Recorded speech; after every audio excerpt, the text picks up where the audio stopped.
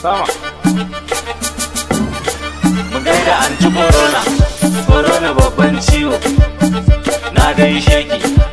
A cikin dukkan ciwo babu kamar ki corona, zana yaba miki domin kin cancanta. Sama ranar lockdown na ga abun mamaki, wata yarinya yar iska a waya ta kira ni, wai in kai mata boga. Na haɗu da shawarma, banda abin yar iska ina zan sami shawarma, balle kuma boga. Bayan kwaki ma da gyar muke iya samu, kuma ba ma wanka, ruwan wankan ya kare. To ko an sami shawarmar, wai ta ina zan kutsa? Sojoji na yawo, ga 'yan sanda na yawo, 'yan bujilan na yawo. Da in fita ranar Allah gwara na je san bisa, ko banza na yi yaƙi kuma ce a jihadi, ko kuma in tafi China. Kuran China ma ba ta da daga san ta taho da abin wannan. Da in tafi China a yanzu gwara a kai ni Iraq. China ce asalin corona, ita antin tamu, wato anti corona. Mun zauna a gidanmu, umarnin manyanmu, wasu mu sun bujire musu, amma ku sun sha tsabga.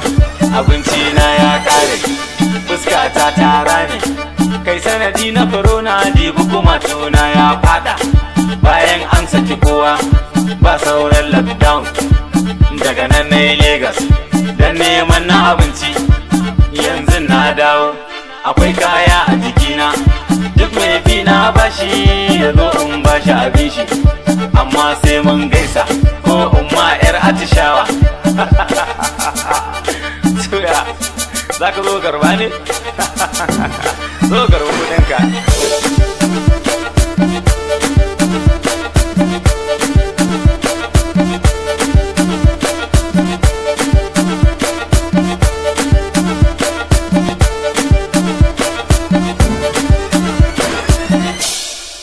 Abba DGZ gano da ɗan labari, labarin anti corona.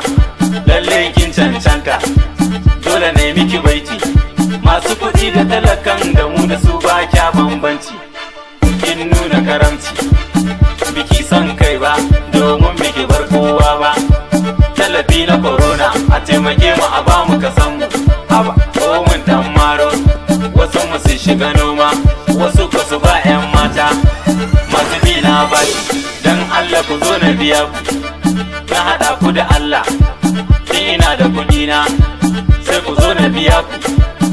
Ina Ibrahim, darakta bawan Allah, ka zo na biya ka.